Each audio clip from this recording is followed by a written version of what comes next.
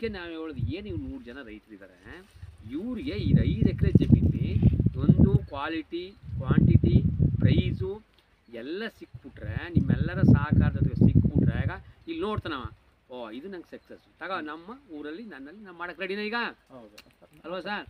ಅದಕ್ಕಾಗಿ ನಾವೀಗ ಇವೆಲ್ಲರಿಗೂ ಇಲ್ಲಿ 5 ಎಕರೆ ಮಾಡ್ತೀವಿ. ಎಲ್ಲರೂ ಬಂದು ನೋಡ್ಬೋದು. ಈಗ ನನ್ನ ಹೊಲಕ್ಕೆ ಎಲ್ಲರೂ ಬರೋಕ್ಕಾಗಲ್ಲ, ನಾ ಇರಲ್ಲ, ನಾ ಏನೇನೋ ಮಾಡೋದು ಗೊತ್ತಿಲ್ಲ ಇಲ್ಲಿ.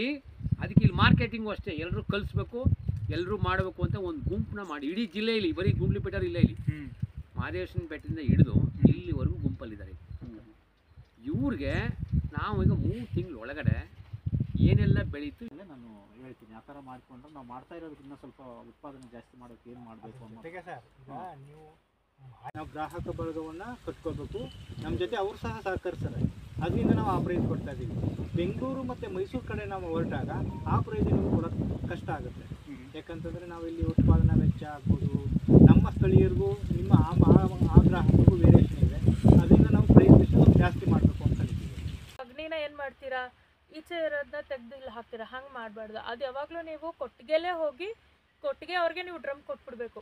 ಅವ್ರು ಕೊಟ್ಟಿಗೆಲೇ ಪರಿಷ್ಕೃಷಣೆ ಮಾಡಿ ಅದನ್ನು ನೀವು ಅಲ್ಲೇ ಬಟ್ಟೆ ಕಟ್ಟಿ ಇಟ್ಬಿಡ್ಬೇಕು. ಅದ್ರಲ್ಲಿ ಹುಳ ಗಿಳ ಏನೂ ಬೀಳೋಂಗಿಲ್ಲ. ನಾವು ಮಾಡ್ಕೊಳ್ಳೇಬೇಕು. ಮುಂದೆ ಪ್ಲ್ಯಾನ್ ಇದೆ ನಮ್ಗೆ. ಫಸ್ಟ್ ಇವ್ರು ಯಾರು ನಂಬ್ತಾ ಇಲ್ಲ, ಇಳುವರಿ ನಂಬಲ್ಲ ಅವರು. ಕೆಮಿಕಲ್ ಹಾಕಿದ್ರೆ ಯೂರಿಯಾ ಇಲ್ದಾರ ಬರೋದೇ ಇಲ್ಲ ಅದು ಅಂತಾರೆ. ಇಲ್ಲಿರೋರು DAP ಹಾಕಿದ್ರೆ ಬರೋದೇ ಇಲ್ಲ ಅಂತ ಅವರು ಆ ಥರ ತಲೆ ಒಳಗದೆ. ಇದು ನಂಜುಂಡಸ್ವಾಮಿ ಅವರು 93 ಇಸ್ವಿಯಿಂದನೂ ಹೇಳ್ತಾರೆ. ಹಾಗಾಗಿ ನಾವು ಒಂದು ಲ್ಯಾಂಡ್ನ ತಗೊಂಬಿಟ್ಟು ಎಲ್ಲರೂ ಸೇರಿ ಲ್ಯಾಂಡಲ್ಲಿ ಮಾಡೋ